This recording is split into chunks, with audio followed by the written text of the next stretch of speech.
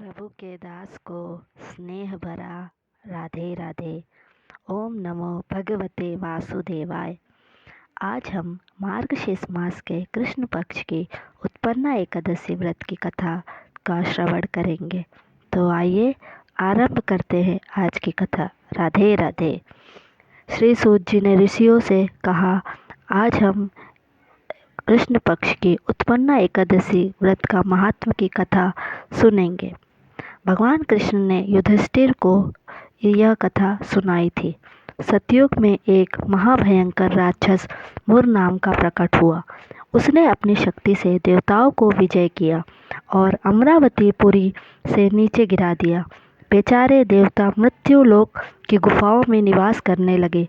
एक दिन सभी देवताओं ने कैलाशपति की शरण में जाकर दैत्य के अत्याचारों का तथा अपने महान दुख का वर्णन शंकर जी से किया। भगवान शंकर जी ने उन्हें विष्णु जी की शरण में जाने की आज्ञा दी। आज्ञा पाकर सब देवता क्षीर सागर में गए। वहाँ शेष की सैया पर भगवान शयन कर रहे थे। वेद मंत्रों द्वारा स्तुति करके भगवान को प्रसन्न किया। प्रार्थना करके इंद्र कहने लगे, हे भगवान, मुर नामक दैत्य ने हमें स्वर्ग से निकाल दिया है। आप ही सूर्य बनकर जल का आकर्षण करते हैं। आप ही मेघ बनकर जल बरसाते हैं। भूलोक के बड़े बड़े देवता सब शरणार्थी बन चुके हैं। अतः आप उस बलशाली दैत्य को मारकर हमारा दुख दूर कीजिए। देवताओं की ये करुण वाणी सुनकर श्री भगवान बोले, हे देवताओं, वह कौन सा दैत्य है जिसने तुमको जीत लिया है? इंद्र बोले, हे भगवान, प्राचीन काल में नाड़ी जंग नामक दैत्य था। उसी के पुत्र का नाम मुर है। उसकी राजधानी चंद्रावती है। मुर ने अपने बल से समस्त विश्व को जीत लिया है। देवताओं को देवलोक से निकाल दिया है। आप उस दैत्य को मारकर देवताओं की रक्षा करें। भगवान बोले, हे देवताओं, मैं तुम्हारे शत्रु का शीघ्र संहार करूंगा। आप निश्चिंत होकर चंद्रावती नगरी पर चढ़ाई करो। मैं तुम्हारी सहायता करने को पीछे से आऊँगा। आज्ञा मानकर देवता लोग वहां आए। जहां युद्ध भूमि में मुर दैत्य गरज रहा था, युद्ध प्रारंभ हुआ, परंतु मुर के सामने देवता घड़ी भर ठहर न सकी। भगवान विष्णु जी भी आ गए। भगवान ने सुदर्शन चक्र को आज्ञा दी, शत्रुओं का संहार करो। चक्र ने चारों ओर सफाई कर दी। एक मुर दैत्य का सिर न काट सका और न गदा उसकी गर्दन तोड़ सकी। भगवान ने सारंग धनुष हाथ में लिया। बाणों द्वारा युद्ध प्रारंभ हुआ, परंतु शत्रु को मार न सके। अंत में कुश्ती करने लगे। हजारों वर्ष व्यतीत हो गए, परंतु प्रभु का दाव एक न सफल हुआ। मुर दैत्य पर्वत के समान कठोर था। प्रभु का शरीर कमल के समान कोमल था।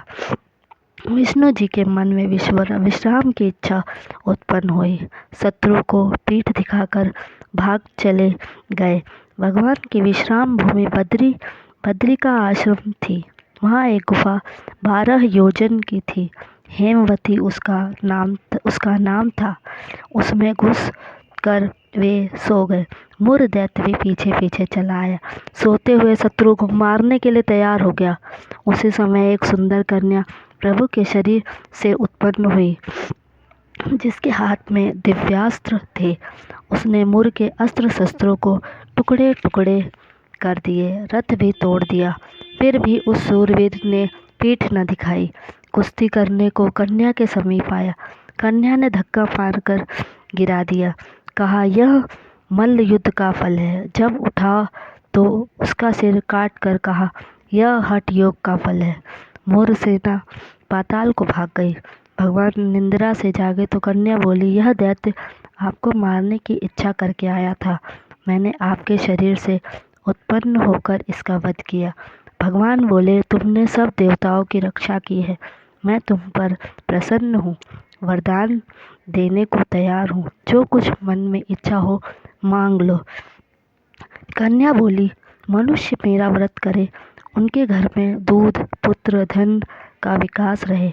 अंत में आपके लोक को प्राप्त करे। भगवान बोले, तू एकादशी व्रत तिथि को उत्पन्न हुई है, इस कारण तेरा नाम उत्पन्ना एकादशी होगा। जो श्रद्धा भक्ति से तेरा व्रत करेगा उनको सब तीर्थों के स्नान का फल मिलेगा। घोर पापों से उद्धार करने वाला तेरा यह व्रत होगा। ऐसा कहकर भगवान अंतर्ध्यान हो गए। पतित पावनी विश्वतारिणी का जन्म मार्गशीर्ष कृष्ण पक्ष में हुआ, इस कारण इसका नाम उत्पन्ना एकादशी नाम से प्रसिद्ध हुआ। इस दिन विष्णु भगवान का पूजन व सेवा करनी चाहिए तथा विधि पूर्वक व्रत कर अपनी इच्छा को प्रभु के सामने समर्पित करनी चाहिए। और इस प्रकार मार्गशीर्ष कृष्ण पक्ष उत्पन्ना एकादशी की कथा समाप्त हुई। राधे राधे।